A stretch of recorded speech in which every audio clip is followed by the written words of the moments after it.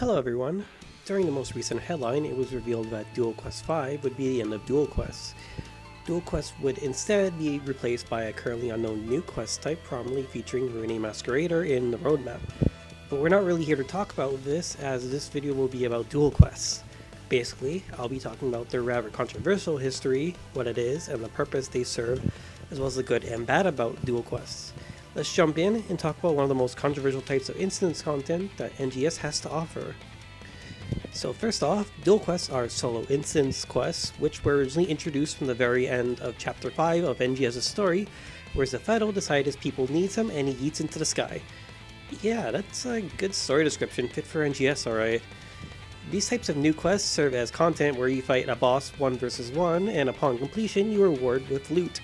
This loot is pretty insignificant, with the only quest clear reward being relevant. For the sake of consistency, I'll just call them Duel Fusia from here on out, because it's got like 50 different names for each quest. Also, clearing the quest for the first time usually gave you some nice cosmetics in the form of vital gauges, which is neat. If you're not using the VG Garoa, it is a crime against humanity. The first phase of Duel phases were the 4 region bosses, Mex Aelio, Renus Retem, Amps Cavaris, and Nil Stia. This is also the first quest ever to feature Renus Retem, with AI that did not dig underground and waste time. It is also the only quest where Renus Retem lacks its attack option. Good job, Sega. Of these 4 fights, Amps Cavaris had the most HP and Nil Stia had the least amount of HP, making Nils the superior farm. The Duel Fusia from this quest could be used to make Gigas Maste and the trippable capsules. Phase 2 of Duel Quest consisted of a single boss. This boss was at the time exclusive to Duel Phase 2, Havaldi. Havaldi was the first unique version 2.0 boss that NGS had to offer, and it was different from what we were used to fighting, featuring several breakable parts, which upon breaking each part would knock Havaldi out of whatever attack it was going for. As per with the last phase, a Best in Slot capsule was released around this phase, and this time it was Gladiasoul.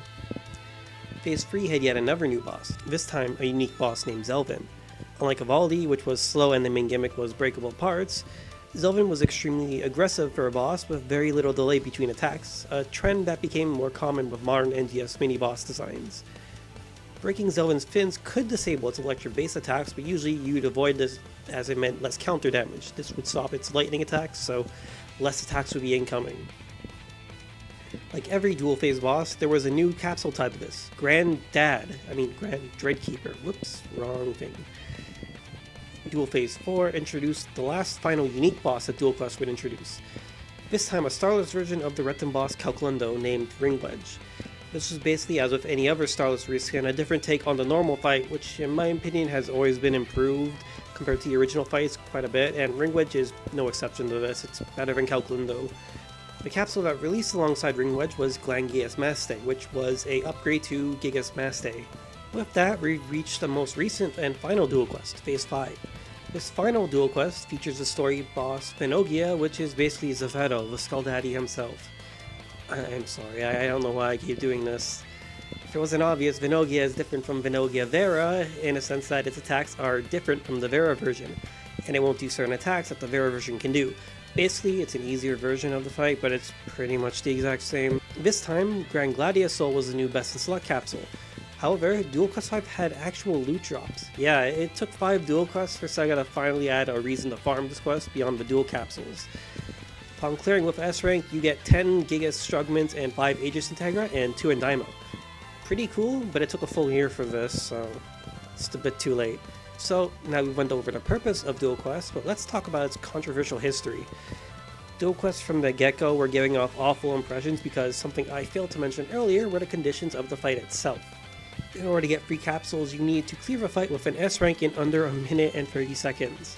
But even with the strongest gear at the time, you could only B rank with what was considered the best in slot gear. Why, might you ask? Well, Duel Quest had unique lines of affixes called Defiaugs. These Defiaug capsules provide a 7% damage boost per capsule during Duel Quest, also providing various other stats like PV gain, PP recovery, damage resist, second critical hit rate up, and more. There are a total of 6 Defi capsules as of Phase 5, but they stopped making new capsules after like Phase 2 or Phase 3, I can't even remember anymore. If you wanted to S-rank duels, you needed, for the most part, all of the full set. This meant you need a new set of units and weapons just for dual quests during a time where armor refiner 2s were difficult to get easily. Also, you need a new set of Defiyogs for every individual dual quest. It was also costly to enhance a new weapon and set of units for one type of content.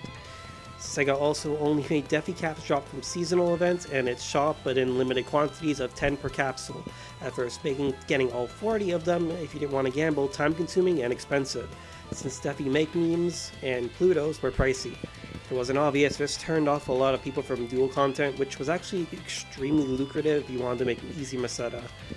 A pretty poor reception for what could have been good money for a lot of players. Of course, another issue Duels faced were garbage loot.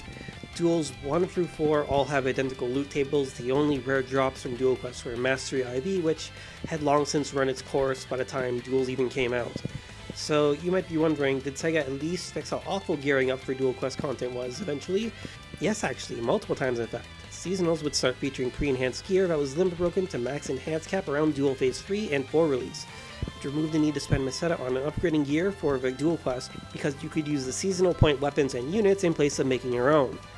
By Duel 4, Sega also started stocking seasonal shops with 40 of each dual capsule, eliminating the need to rely on drops. Or by this point, the damage had been done with the general community's distaste of the content, but at least it was easy to get into it now that the gear barrier was removed.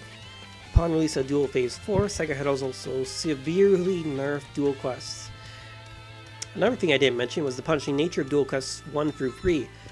It features a 5-minute time limit and bosses with severely inflated HP pools while boasting enough damage to kill you in 1 to 2 hits without the Defiyogs. Upon release of Duel Phase 4, the time limit was extended to 10 minutes, S-rank conditions were extended to around 5 minutes, and HP and damage of the bosses was drastically reduced to where it was possible to S-rank without needing Defi. All Defi would do at this point is reduce each fight to a bit over a minute in duration on average. Later down the line, before Duel 5, the S-rank reward was changed from 3 capsules to 5 capsules, also reducing how many quests you need to run for the Duel Fusias.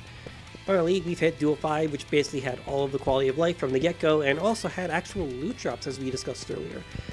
The fact it took Sega a full year to make Duel Quest worth running beyond the Duel Fusia is honestly insane. Seriously, Sega always rewards players properly by the time the content has practically ran its course. They could avoid so much backlash if they just did this stuff from the get-go, honestly.